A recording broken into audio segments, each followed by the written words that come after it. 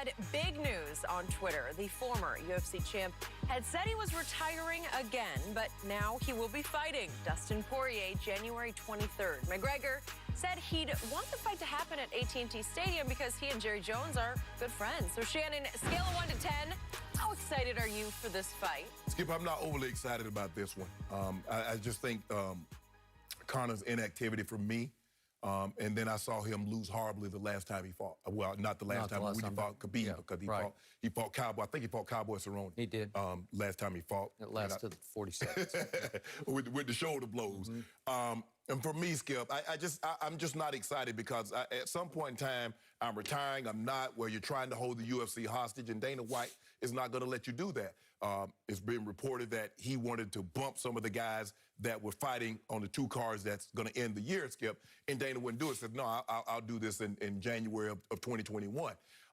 Poirier's style suits him. He's more of a stand-up, and you guys that are well-rounded, he struggled with.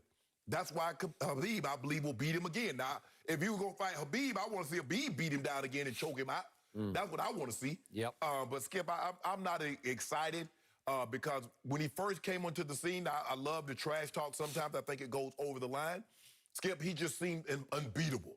I mean, he was getting people out of there in little or no time. And then I saw him lose to Floyd, which that would happen. And then I saw him, the way Khabib just took him apart. I'm talking about took him to the deep end and just plunged him down, just kept like, oh, you know, you had enough. And every time he gasped for air, he'd take him down again. So, but for me, Skip, nah, I want to see him fight Khabib. Khabib put that thing on him again. And then I want to see Usman beat the bricks off Kobe Covington. Other than that, That's it? That's it. So, the real fight that has been going on in UFC over the last really 3 years has been Conor McGregor versus Dana White. That's the fight. It's the main event.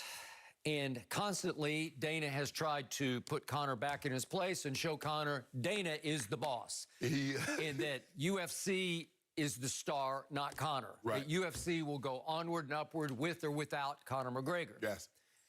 I get that. I'm a Dana fan. I don't know how you can't be. It's fun to be around. Yep. Smart, bold, courageous, always ahead of the curve. He'll say anything, anytime. But in this case, I'm more on Conor's side than I am on Dana's because I don't care what you say, Conor is still the biggest draw by far in this sport. You can argue the biggest draw in sports because he's a big deal. When he fought, like Jenny asked us, okay, scale of 1 to 10, I don't care about him fighting Poirier, but again, will I watch it? Will I be excited for it? I'll give it an 8 on a scale of 1 to 10 because any Conor fight for me is an 8, 9, or a 10, depending on the quality of the opponent. Right. Cerrone, I was probably a 9 for that one.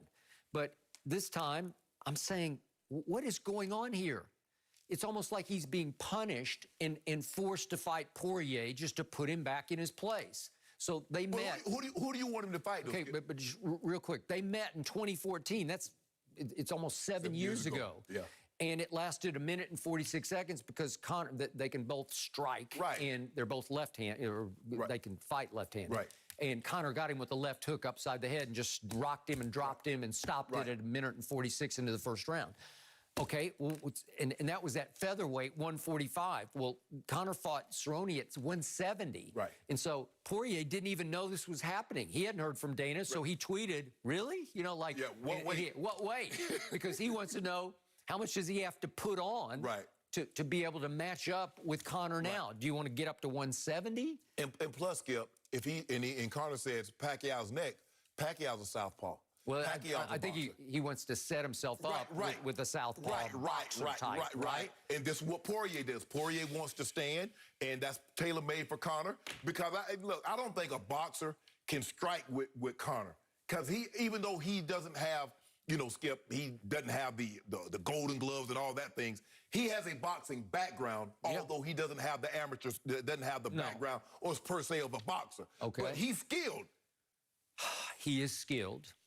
And he's fun to watch. He is captivating. His pre-fight build-up, it's like stand-up. It's sensational. I can't wait for the press conferences because he just he owns the press conferences.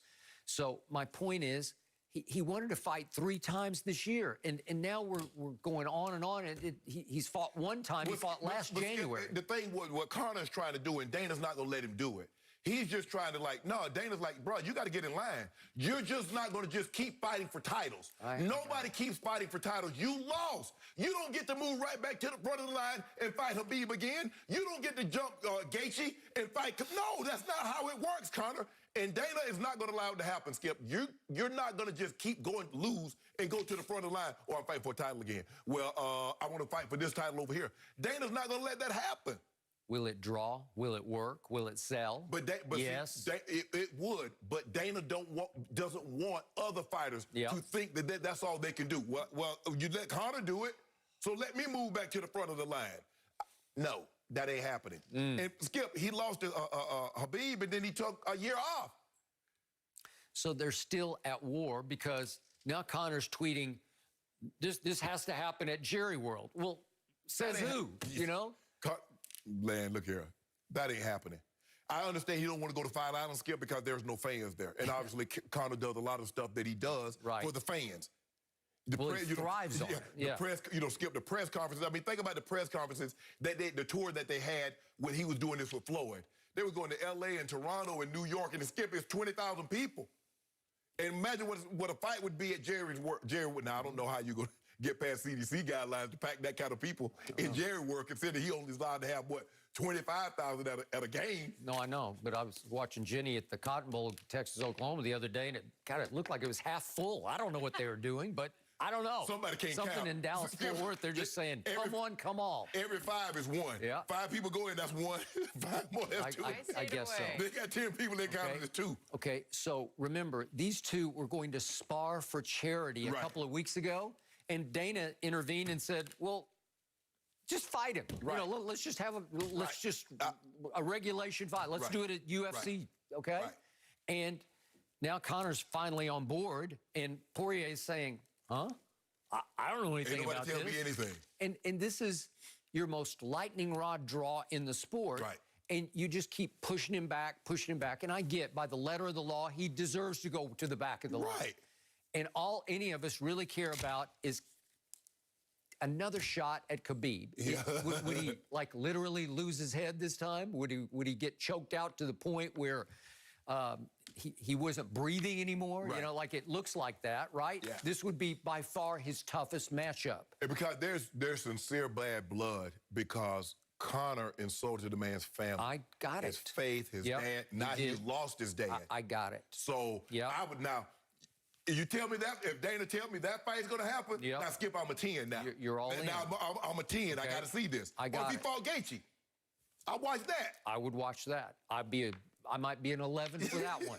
I'd be like a 20 for the Khabib fight. Yes. But remember, Nate Diaz, they went back, and Nate was much bigger than he was, but Conor figured out how to beat him in the trilogy fight. Or no, it was the second fight. I don't Diaz and Conor, that doesn't interest me anymore, Skip.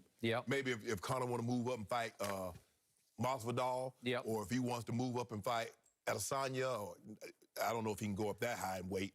Well, as much as I love Manny Pacquiao, I don't really want to see Conor box Manny. I just don't. It feels like an exhibition. It feels like the late end of Ali's career when he's boxing sumo wrestlers. He fought Gorilla Monsoon. Oh, but I got Manny. You got Conor? I got Manny. I always have Manny. I can't bet against Manny. Manny are not going to knock Conor out.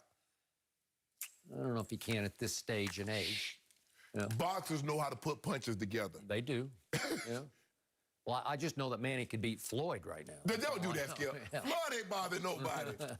That's true. Floyd won Conor again, so that's easy money. That's easy. That's easy money. Yeah, okay. We'll wait on that one.